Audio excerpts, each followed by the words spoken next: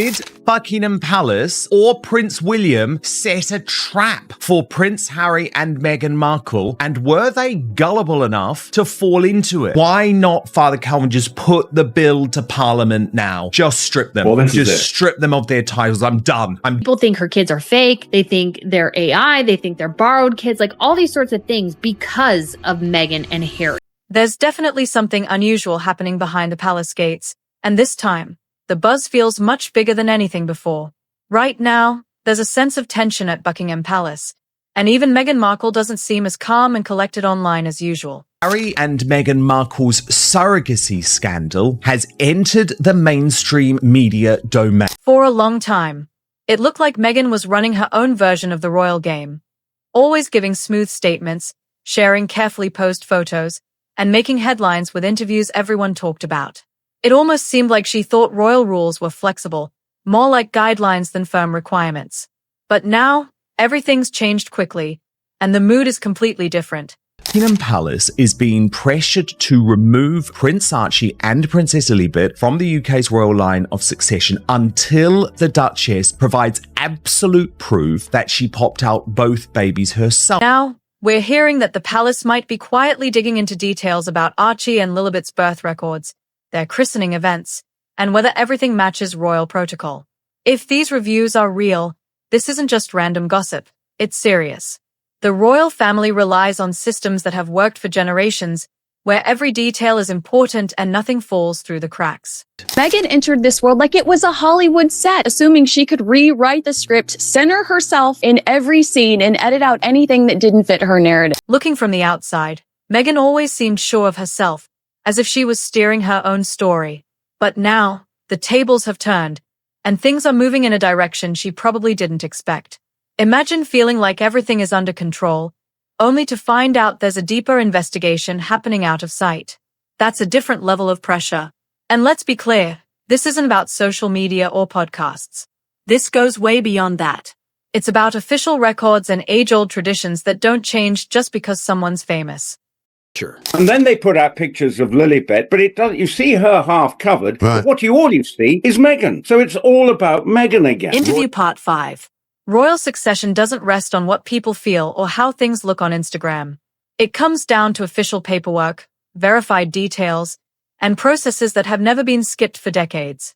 There's a reason people online have been talking about this for a while.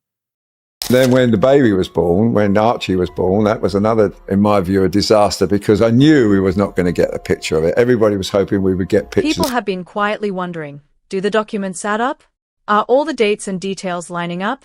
Nothing has been confirmed yet, but these questions just won't go away, and they keep the rumors circulating.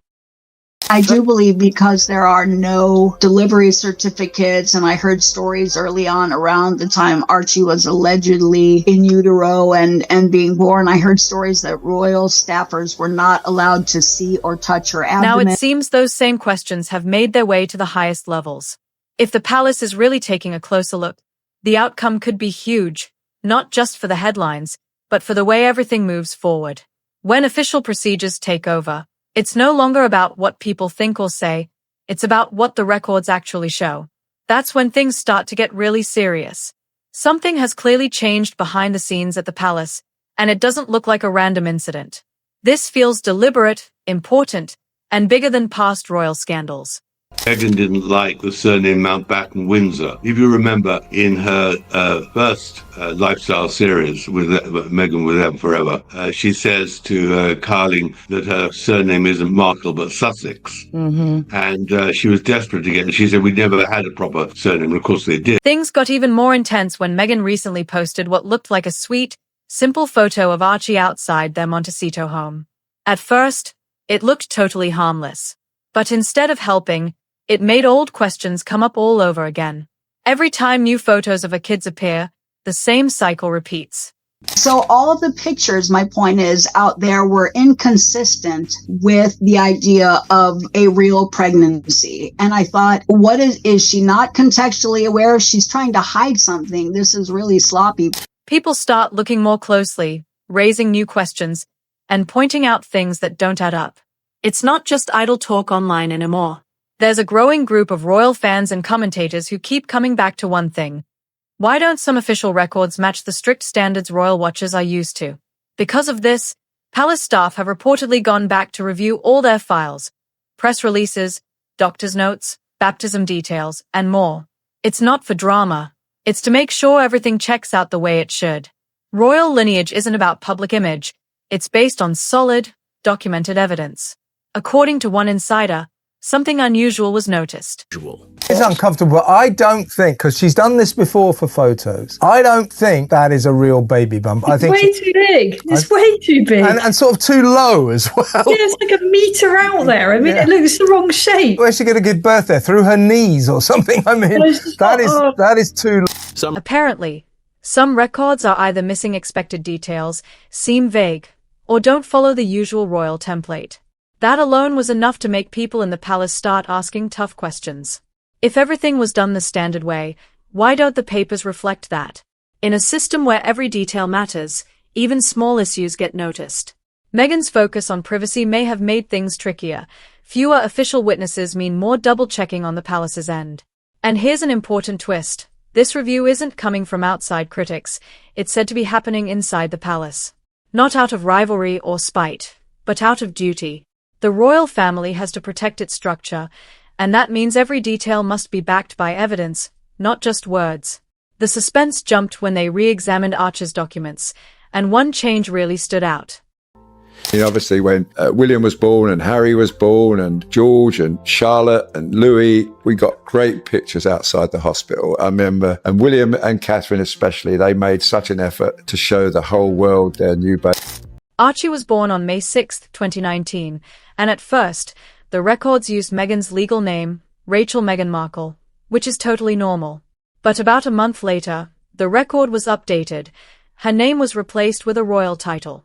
In a system that values tradition and accuracy, making changes after the fact is very rare. Royal birth records are supposed to be correct from the start, with everything signed off by doctors, officials, and staff right away. So, when an edit appears a month later and there's no clear reason for it, people notice. Fast. That's why this situation has raised so many eyebrows. The change to Archie's record brought out two totally different stories. Silence everybody and just produce a DNA sample or proof of delivery. If you had those things, it would be very easy just to put them out there and say, this is what happened. This is what it is. On one side, Meghan's team reportedly says palace officials changed the record without her consent, suggesting she wasn't even in the loop. On the flip side, other sources claim Meghan herself asked for the change, maybe to fit her royal role better. Both stories are strong, but there's no clear evidence to support either one. And when there's no explanation, people ask even more questions. Also, the traditional royal birth announcement, a framed note placed outside the hospital, was skipped for Archie. While it might seem minor, that gesture is actually a big deal. It's a formal way to show the birth's been witnessed and recorded properly. Skipping it raised even more curiosity. Why did this high-profile birth not follow a rule that's been in place for generations? It's one of the saddest things of all, Matt, of course, is that the children don't get to see their grandfather. That's really so awful because they're not getting to meet their cousins and to know their cousins. Such a shame for them. It's a tough spot for them. And just when things seemed complicated enough, Lilibet's situation added a whole new level. If Archie's paperwork caused confusion, Lilibet's birth brought even more uncertainty. She was born on June 4, 2021, but her birth wasn't announced through the normal palace channels. Instead, Harry and Meghan's California team made the announcement. There was no mention of UK royal medical staff, and none of the usual official confirmations. Now, to be fair, this doesn't mean anything is automatically wrong. But royal births are more than family news. They are official events tied to inheritance and titles. Skipping expected steps gets noticed and sparks more speculation. And that's where things started to really build up. Why not, Father Calvin, just put the bill to Parliament now? Just strip them. Well, just strip them of their titles. I'm done. When Lilibet's public introduction came, it didn't feel like an official royal announcement. It felt more like a carefully planned press release, almost like a product launch. That difference stood out because royal history is all about clear procedures, not flexibility. And then there were Meghan's pregnancy photos.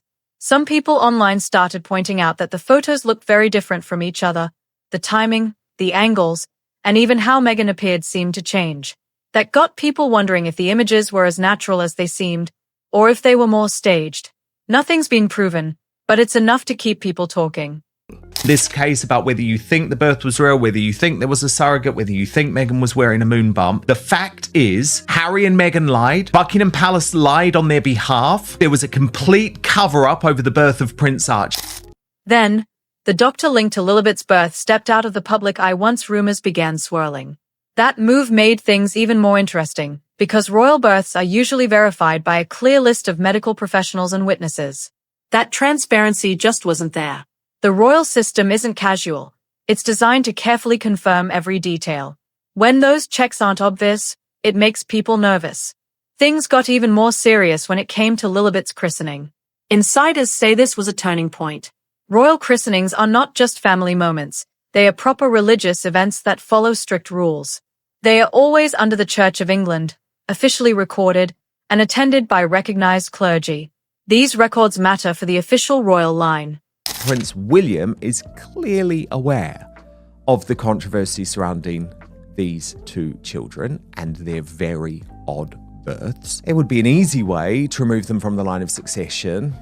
Where's the DNA? Meghan, can we please look at all of these records? But if he was not satisfied, or if Prince Harry or the two children refused, potentially because there were question marks over the DNA, then it would have to be via an act of parliament where any changes were made to the line of succession.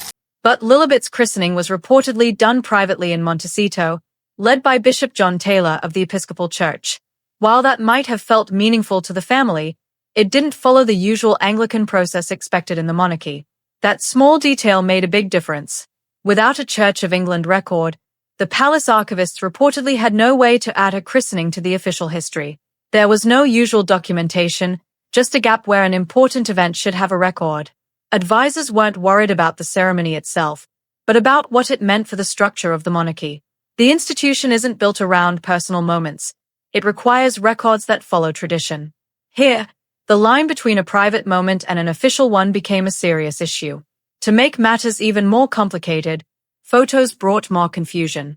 What started as a quick look at holiday cards and family portraits soon turned into much more. When experts took a closer look, some details didn't make sense. Some people had suspected this before, but now the conversation was louder than ever. The images of Archie and Lilibet didn't always show a clear, believable change as the children grew. It's the first time in the history of the monarchy that this has happened. And therefore, we've all been asking, the doctor's name should be made public. You know that they put that outside with the easel, right? And then Harry, if we go by his narrative and it's spare, he says that Meghan Markle went to the hospital, the Portland hospital, and then she humped a ball, that she was put in the bathtub. She was given not one, but 2 epidurals. I am a mom. I have had my child by using an epidural. Doctors will never put you in a bathtub if you have an epidural because you have a tube sometimes, you know, and therefore, you know, they can't be pulling you out of water, can get in, all kinds of things can happen. And then Harry in his book says that within 2 hours of the child being born, they were back at Frogmore Cottage. Those are his words. Those are not my words. Those are his. In one card, Archie looked older than expected, with features that didn't seem to match his earlier photos. In another image, the way Lilibet was positioned and lit seemed a little off compared to Meghan and Harry. Even people who aren't experts picked up on this. Meghan's interaction with the kids in some photos seemed stiff, almost too perfect, making it look like the moments might have been staged. These aren't firm accusations, just points of curiosity. Photography experts joined in, pointing out mismatched shadows, small texture differences, and uneven focus in the same photos. None of this is proof on its own, but in the royal world, photos aren't just memories, they are historical records. Pictures show not only family, but a clear connection and identity over time. They are more than just snapshots for social media. So, when even the images feel questionable, it puts more pressure on the written records to be perfect. Everything has to match up, especially in a system built on careful documentation and consistency. That's where the real concern is. This isn't about fame, personality, or image. The royal family relies on solid records with no gaps or questions. At the end of the day, this is about legal history, how things connect and hold up over time. So Lily, for example, me and other YouTubers, we have tried to get a copy of the birth certificate for Lily. And I mean, they're expensive. I tried to get 7 times. I tried to get it. I sent you the email of what they responded to me. And it's like they can't find the record, and they offer me to go to Santa Barbara, which is where the child is supposed to have been born. And maybe I can get it there, right? And at this time, they were going to give it to me for free. And the doctor that delivered Lily, according to what is out there, Lily was born on June 4th, 2021. This doctor with a thriving practice suddenly quit on June 20th. She sent I think it was June 20th or 21st. She sent an email or a notice to all her patients that she was quitting out of the blue. The interesting part is that her husband has a very, very popular fertility clinic. If birth details aren't clearly confirmed, or if ceremony paperwork doesn't follow strict rules, or if documents look incomplete, the palace just can't ignore that. When these kinds of questions pile up, there's no choice. Every detail must be checked and verified. This is where things stop being just gossip and start having real consequences. When it comes to royal succession, nothing can be left fuzzy. These aren't just age-old traditions. They are legal structures that have kept the monarchy stable for generations. The royal family has handled scandals and criticism before, but questions about lineage are another level. If these issues aren't ironed out, there could be big challenges in the future, not just from the public, but even from legal or government sides. Palace insiders know the last thing anyone wants is a global controversy over something fixable early on. That's why this private, detailed review got started. It's not about media drama. It's about avoiding much bigger problems later. The monarchy can't afford to ignore small problems that could become something serious. For Meghan and Harry, this hits hard. This isn't just about forms and procedures. It goes right to the heart of their public identity since they left their royal roles. Their story relies on being modern, relatable royals and parents to children in line for historic titles. That image matters a lot. It's what helped them stand out, draw worldwide attention, and land big partnerships. But Meghan is going to go hard on Harry. She has stuff on him. I mean, this guy better sleep with one eye open, because this woman is recording everything. And this woman is capable of making drama out of... But here's the truth. If any part of their family's royal link is officially questioned, everything could change. It won't be overnight, but recognition, titles, and how they are referenced in the future could all become uncertain until things are cleared up. And that wouldn't just affect their royal status. It would hit how they are seen everywhere, even in business. Let's be honest.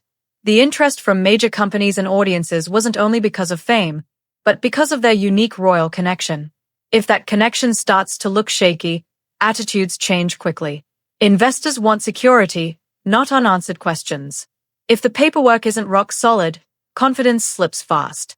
This isn't something you can fix with a new interview or a great photo. Royal lineage doesn't bend to public opinion or clever storytelling. It's rooted in systems older than the media itself. That's why this situation carries so much weight in the background. The royal connection has always been the magic ingredient. It's what turned their everyday stories into worldwide headlines and turned simple moments into major events. But if the palace confirms any missing pieces or unresolved questions with lineage, the entire situation shifts. Because then, it's not just their story. It becomes a risk. For industries like TV or publishing, risk is a deal breaker. Why would big companies invest in a royal image if the foundation could be questioned later on? That sort of doubt makes people slow down and reconsider.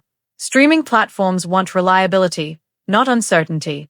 Publishers want straightforward stories, not headaches. When there's doubt, deals quietly fade or simply don't happen. The shift isn't loud. Hollywood usually isn't dramatic when it steps back. It just moves on quietly with fewer offers and less interest. Back in the palace, the silence is intentional. The less gets out, the less others can shape the story. No leaks, no spin, just a controlled review. This is the heart of the matter. The monarchy isn't running after rumors. It's doing what it's always done, protecting its foundation. Royal lineage isn't about feelings, fame, or PR. It's about history, records, and proven consistency. Meghan can shape how interviews sound, control her image, and run her own narrative. But when it comes to royal succession, things work differently. Those rules have been in place since long before social media. Once an internal palace review starts, the power to guide the story is shared. Silence becomes strategy. The process is slow and careful, leaving nothing unchecked.